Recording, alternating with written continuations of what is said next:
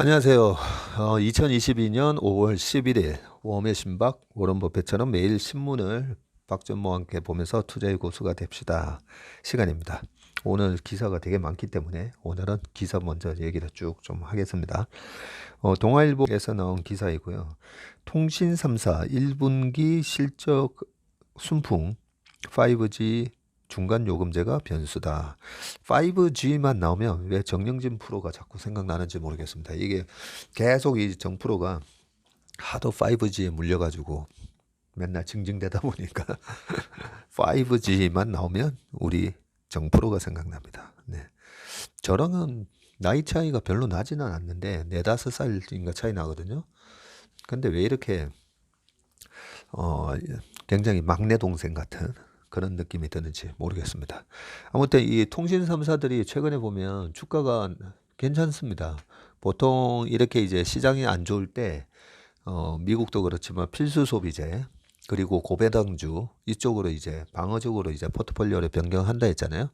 그런 것 때문에 이제 강한 면도 있지만 그 부분에 있어서 어떤 실적이 따라오지 않으면 이렇게 방어적으로 방어주가 될 수도 없고요. 실적이 따라오지 않으면 그리고 주가가 일시적으로 올랐다가도 금방 빠집니다. 요즘 이제 미국 기업이든 한국 기업이든 실적 안 나오면 확 빠지잖아요. 그런 측면에서 지금 SK텔레콤 같은 경우에도 굉장히 주가가 좋고요. 지금 KT 같은 경우에도 35,900원인데 올해 들어와서 4월 달에 신고가가 났습니다. KT 같은 경우에도. 예, 신고가라기보다는 이제 52주 신고가를 말씀드리는 거고 역사적 신고가는 저 앞에 있네요. 저 앞에 닷컴 버블 시절에 19만 9천 원까지 갔었던 그런 주식이었다가 17,250원 코로나 때 기록하고 지금 35,900원인데 코로나 이후로 계속 지금 신고가를 내고 있는 그런 모습이기 때문에 통신사들의 실적이 과연 좋은지 그리고 그 원인은 무엇인지 이런 게 우리가 이제 찾아봐야 되는데 김도형 기자님이 아주 즉시에 잘 정리를 해주신 것 같습니다. SKT 영업이익이 4,324억을 기록을 했고 5G 가입 늘면서 작년 대비 15% 성장을 했고 KT, LG 합산 때 1조 넘어설 듯 윤 정부 사실상 요금 인하 압박 통신업계 큰 타격 요인은 아니다. 다 좋은데 이 통신사들의 요금에 대해서 아무래도 이제 정부가 언제든지 이제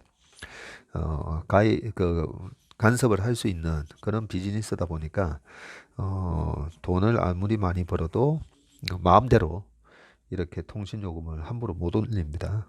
그런 부분이 이제 단점이다라는 얘기를 헤드라인에 적어 놓은 것 같고요. 표에 보니까 SK텔레콤 1분기 실적이 매출이 4조 1천억에서 작년 동기에는 매출 4조 1131억과 영업이익이 3,742억이었는데 이번 분기에는 4조 2,777억으로 매출이 4% 증가했고 이익은 15.6% 증가했네요. 이런 게 제일 바람직하죠. 매출이 증가하고 이익은 오히려 더 증가하는 그런 회사가 좋은 회사인데 이유가 뭔지 한번 좀 읽어보겠습니다. 10일 SK텔레콤의 연결 기준 1분기 영업이익은 이렇게 나왔고 매출도 이렇게 났는데 순이익은 2,203억 원으로 지난해 1분기보다 61.5% 줄었다. 순이익에서는 뭐 일회성 비용이 있나 봅니다. 영업이익이 이제 큰 폭으로 증가한 데는 기존보다 평균 요금이 더 비싼 5G 이동통신 가입자의 꾸준한 증가와 마케팅 비용 감소 등이 영향을 준 것으로 분석된다. 5G 가입자는 1분기에 100만 명 이상 증가 1,088만 명으로 집계됐다. 반면 마케팅 비용은 745억 원으로 5G 서비스 시작 이후 최저 수준을 나타냈다. 김진호 CFO는 1분기에는 MNO, 이동통신, 미디어 엔터프라이즈 등 주요 사업 영역이 고르게 성장했다며 5대 사업군을 중심으로 성장과 혁신을 창출하는 한 해를 만들어갈 것이다. KT와 LG U+도 이번 주 1분기 실적 발표를 앞두고 있고 증권가에서는 통신 3사 실적 호조로 3사 합산 영업이익이 무난히 1조 원을 넘어설 것으로 보고 있다라고 하고 있습니다. 분기에 1조니까요. 그러면 1년에 4조 정도라고 보면 4조 곱하기 10배 하면 통신 3사의 시가총액은 40조 정도. 근데 통신주다 보니까 성장성에 대한 부분이 아무래도 막혀 있잖아요. 국내 가입자도 이제 포화 상태이고, 그래서 성장성을 좀 줄 수가 없기 때문에 이런 기업들이 보통 평균 PER이 대여섯 배밖에 안 받다 보니까 총 수익이 4조라면 5배, 4, 5, 20조 정도 합산 시총이 되는 게 보통 그런 식으로 계산을 할 수가 있는데요. 일단 KT가 9조 3천억 정도 시총하고 있고요. SK텔레콤은 지금 12조 8천억. 요 두 개만 해서 지금 한 21조 되네요. 그리고 LG U+가 한 얼마인가 보니까 6조 천억 지금 그러고 있습니다. PER 그러면 474, 28, 76, 42. 예, 한 6.5배 그렇게 딱 받고 있다고 보시면 되고, PBR은 보통 보면 통신사들이 다 PBR이 낮습니다. KT가 지금 0.59로 나오고요. 그리고 SK텔레콤 같은 경우도 보시면 1.11배 나오고 있습니다. 그리고 통신사는 참고로 그 외국인 투자가 보통은 보면 외국인들도 이제 100%까지 살 수가 있잖아요. 그런데 국가에서 통신주랑 방송 뭐 몇 개 업종에 대해서는 외국인이 50% 이상 못 사도록 돼 있습니다. 그러다 보니까 이제 SK텔레콤이 48.14% 외국인 비중, KT가 42.54% 이런 식으로 이제 시총이 형성이 되고 있습니다. 아무튼 요 좀 얘기가 더 나오는데요. 과도한 가입자 유치 경쟁을 서로 자제하는 가운데 5G 가입자가 꾸준히 증가하면서 안정된 실적을 이어갈 것이라는 전망이다. SK텔레콤 1분기 45.9% 늘어난 5G 서비스 가입자 비중이 올해 말에는 58%까지 올라갈 것으로 예상하게 됐다. 우리나라는 이제 5G 상용화된 게 벌써 지금 3년, 4년 다 돼 가잖아요. 그렇기 때문에 저는 5G 가입자가 거의 뭐 80% 넘는 줄 알았더니 지금 SKT 기준으로 겨우 이제 46%, 연말까지 58%, 아직까지 이제 룸이 많이 남아 있네요. 그러면 이제 5G 요금이 아무래도 그 전 4G 보다는 요금이 비싸다 보니까 5G 요금을 선택하는 가입자가 계속 늘어나면 늘어날수록 이 통신 3사의 순이익도 어느 정도 더 늘어날 룸이 있다. 그렇게 볼 수가 있겠네요. 근데 맨 마지막에 이런 얘기가 있습니다. 다만 새 정부가 5G 중간 요금제 신설을 들고 나온 것은 통신업계의 악재로 꼽힌다. 그동안 소비자 단체를 중심으로 통신 3사 모두 5G 요금제에서 월 데이터 사용량 기준으로 10이나 12GB 이하와 110에서 150GB 이상의 요금제만을 내놓고 있다는 문제 제기가 이어져 왔기 때문에, 이런 상황에서 지난달 대통령직 인수위원회가 5G 요금제 선택의 폭을 넓히겠다고 밝히면서 요금제 신설이 불가피해진 상황이다라고 어느 정도 이제 정부가 또 관여를 할 수가 있습니다. 요 부분에 대해서 통신업계에서는 중간 요금제가 전체 실적에 큰 악영향을 미칠 요소는 아니라는 의견도 나온다. 검토 중인 중간 요금제의 위아래 요금의 차이는 14,000원에서 2만원 수준으로 크지 않은 편이라고 하면서 전체 가입자가 요금제를 바꾸진 않을 것이라는 점과 더 높은 요금제로 이동하는 경우도 일부 있을 수 있다는 점을 감안을 하면 실적에 큰 타격을 줄 수준은 아니다 라고 얘기를 했습니다. 두 번째, 이제 한국 경제 여행주 당장 떠오를까 잠시 대기할까라고 하면서 메리어트 등 예약 수요 증가 속에 일각에선 인플레 탓 회복 더딜 것이다. 뭐 이런 얘기도 나오면서 오른쪽에 에어비앤비 주가가 나오면서 2월 16일 날 186불이었던 주가가 지금은 119불까지 많이 빠졌네요. 예, 최근에 에어비앤비 실적 발표가 상당히 좋았던 걸로 기억을 하는데 아무튼 주가는 지금 많이 빠져 있습니다. 리오프닝 대표 업종인 여행주에 대한 전망이 엇갈리고 있다라고 하면서 9일 CNN에 따르면 최근 메리어트 인터내셔널과 에어비앤비, 부킹스닷컴, 트리바고 등 여행업체들은 여름을 맞아 예약 수요가 늘어나고 있다고 밝혔다. 메리어트는 코로나 이전 수준으로 회복될 것이라고 예상했고, 악셀 헤프트리바고 CEO는 여행 심리가 점점 좋아지고 있다며 올해는 지난해보다 더 평범한 해가 될 것이다고 내다봤다. 1분기 호실적을 발표한 에어비앤비는 여름철 예약 수요가 눈에 띄게 증가하고 있다. 실적 개선세가 이어질 것으로 전망하면서 1분기 매출이 전년 같은 기간보다 70% 늘어난 15억 900만 달러, 1조 9천억으로 시장 추정치를 웃돌았다.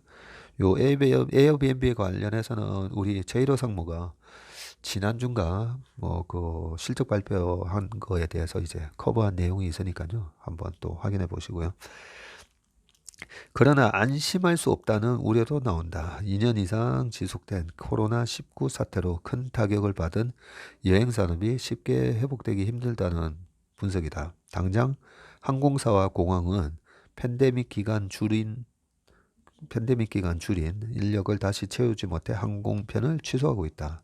라고 하면서 브리티시 에어웨이는 올해 2019년 항공편의 74% 규모 정도만 운항할 계획이다. 라고 돼 있네요. 심각한 인플레이션도 영향을 미칠 것으로 보인다. 물가가 급등하면 소비자들이 생필품을 제외한 소비를 줄이기 때문이다. 이 가처분 소득이 이제 줄어드는 부분을 얘기하면서 해프 CEO는 또 다른 침체기가 올 것에 대비해 트립하고 고정 비용을 줄일 예정이라고 말했다라고 되어 있습니다. 이 고정 비용 얘기가 나왔으니까 바로 그 다음 기사 한국경제에 이제 인플레발 실적 쇼크 하면서 미국 빅테크 감원 칼바람이라고 되어 있고요.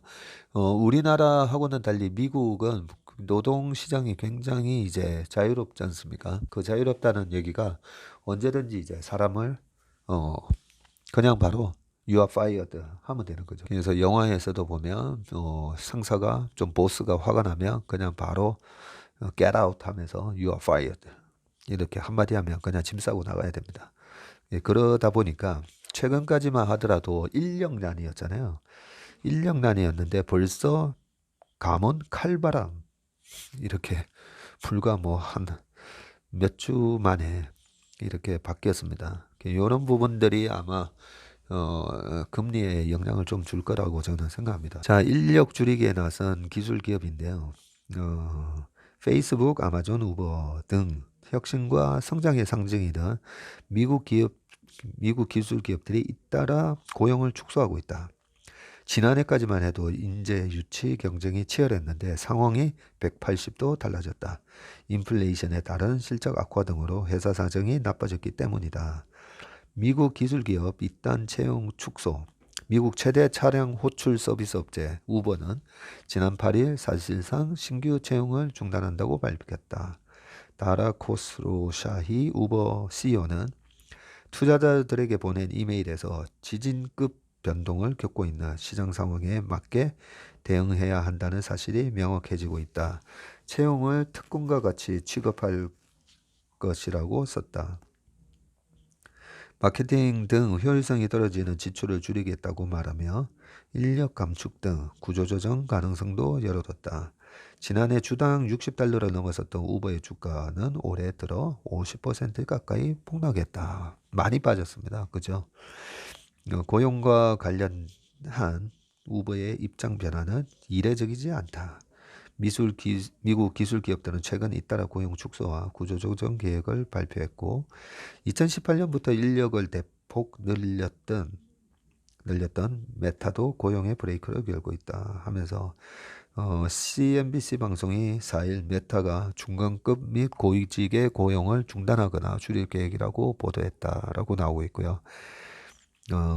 위에 보니까 이제 최근 6개월간 기술 기업의 주가 하락률이라고 나오면서 넷플릭스가 72%, 6개월간 72% 빠졌네요.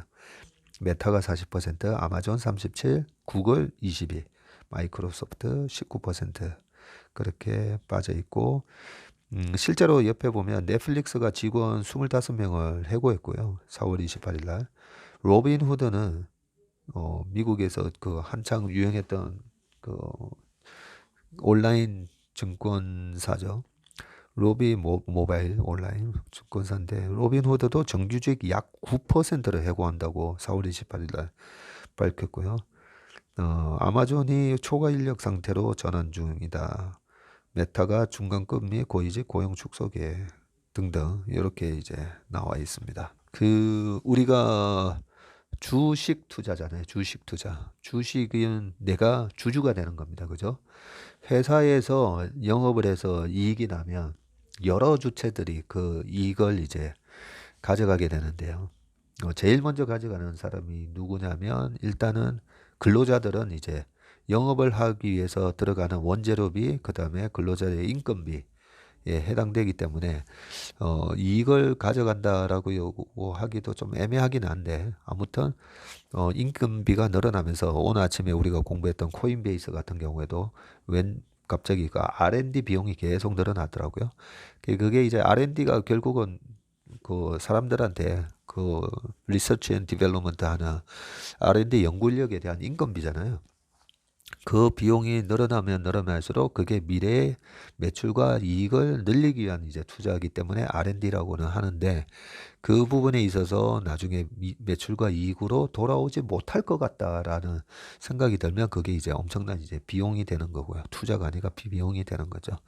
그렇게 되면 이제 회사가 벌어들이는 이익에서 그렇게 이제 임금비가 가져가고, 그 다음에 또 가져가는 게 바로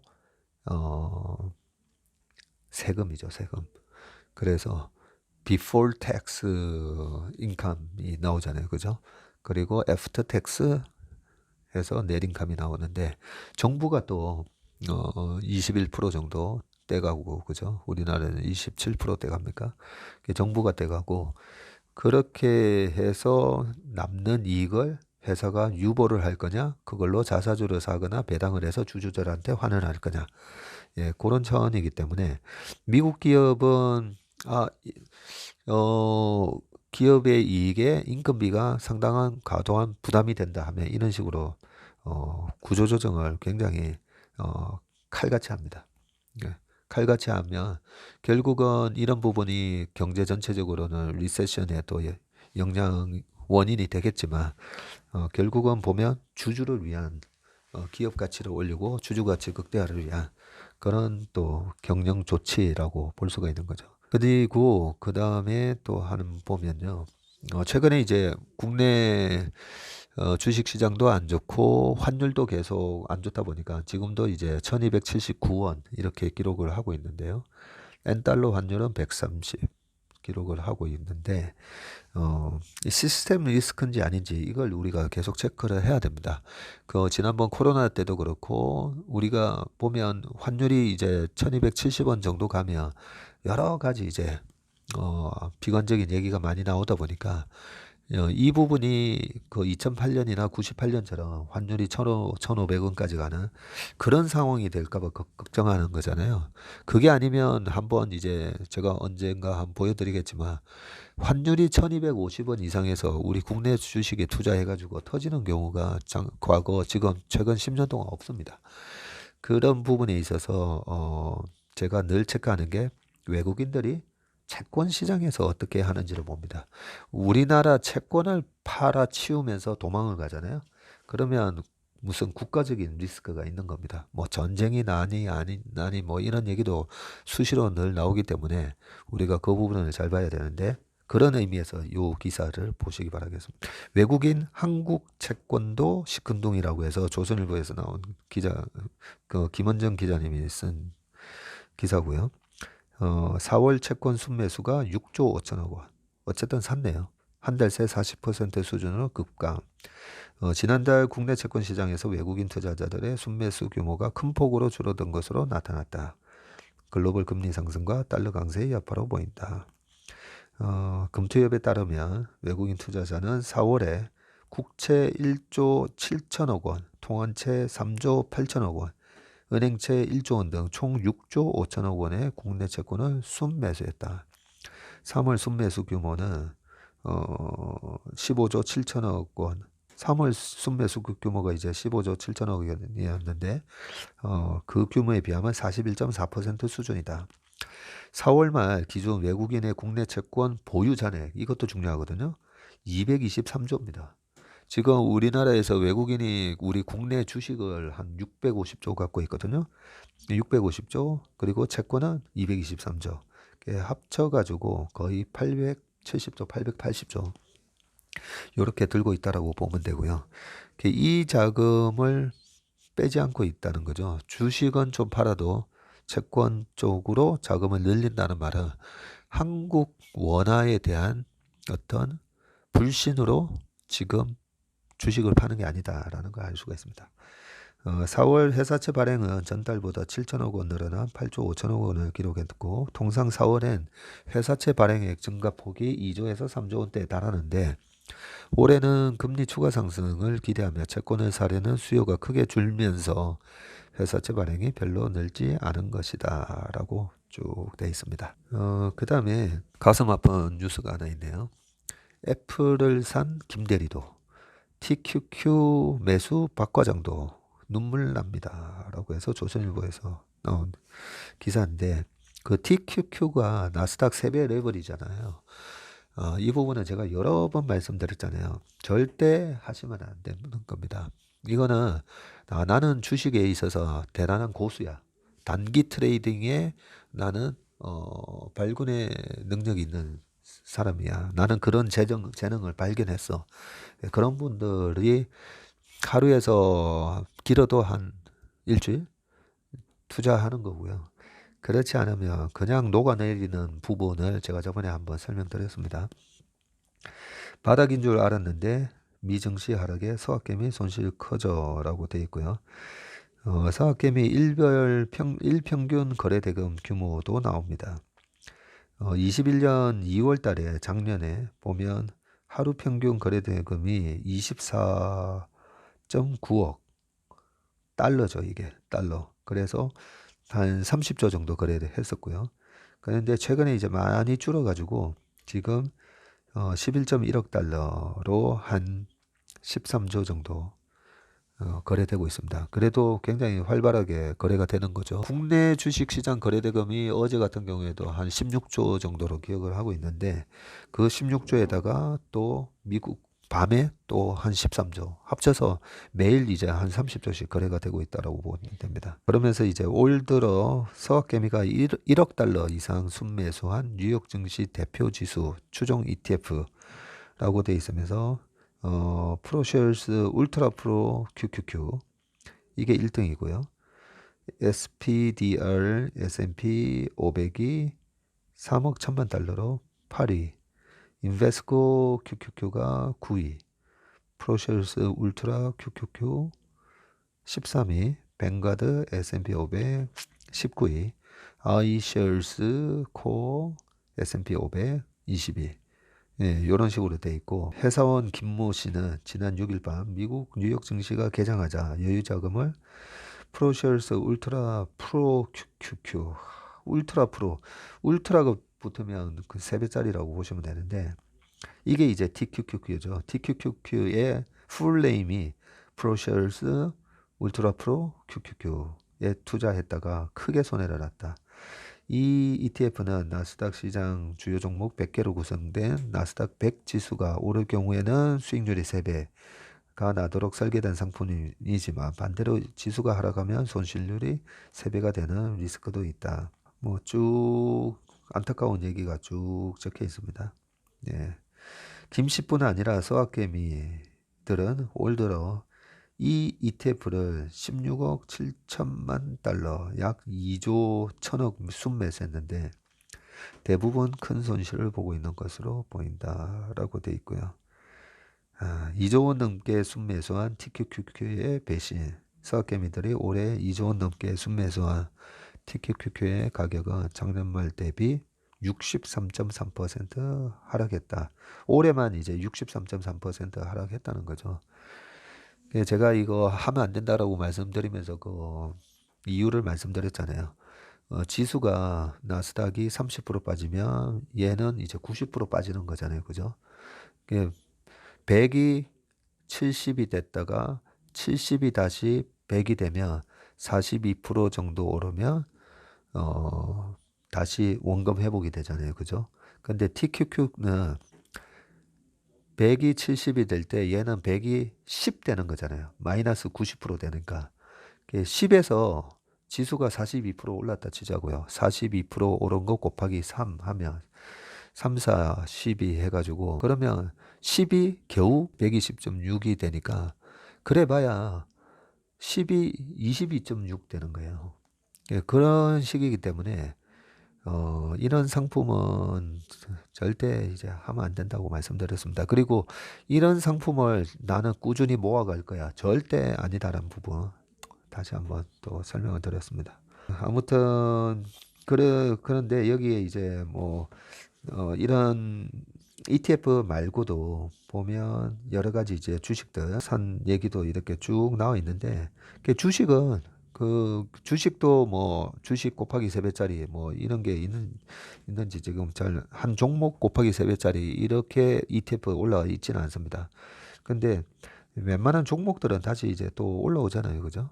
그래서 우리가 좀 공부를 열심히 해서 장기적으로 늘 제가 장기적으로 어떤 주식을 투자해야 되냐면 핵심 우량 주식인데 그 핵심 우량 주식의 기준은 늘 정고점을 이제 돌파합니다. 2, 3년마다 정고점을 돌파하는 그런 기업인지 아닌지를 이제 판단해서 사면 주가가 이렇게 뭐 빠져 있어도 걱정이 없는 건데 2, 3배짜리 이런 ETF는 좀 조심하시기 바라겠습니다. 마지막 요 얘기만 하겠습니다. 마크롱이 우크라이나 품을 유럽 정치 공동체를 제안했다라고 합니다.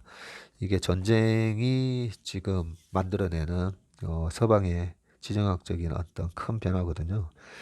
마크롱과 슐츠가 우크라이나 국기 앞에서 한 뜻을 했다라고 하면서 엠마니엘 마크롱 프랑스 대통령과 슐츠 독일 총리가 9일 우크라이나 국기색 조명으로 물들여진 베를린의 브란덴부르크 문 앞에서 포즈를 취하고 있다. 이날 마크롱 대통령은 재선에 성공한 뒤 첫 해외 출장으로 독일을 방문해서 우크라이나 지원 반응을 논의했다고 하면서 러시아의 위협에 맞서서 EU와 별도 기구를 신설하고 신속 가입 협력 체계를 구축하고 영국에도 기회 EU 집행위 내달 우크라이나 가입 절차 본격 시작한다. 뭐 이런 식으로 빠른 뭔가 지정학적인 변화가 있습니다.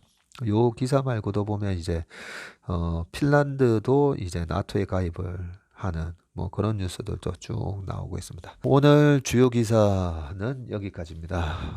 오늘 수요일인데요. 시장에 변곡점이 되었으면 하는 좀 바람으로 시장이 여기서 바닥을 짚고 내일부터는 좀 빠르게 반등을 했으면 하는 기대를 또 해봅니다. 네, 그러면 웜앤 신박 5월 11일 순서는 여기서 마치겠습니다. 행복하고 건강한 하루 되시길 바라겠습니다. 감사합니다.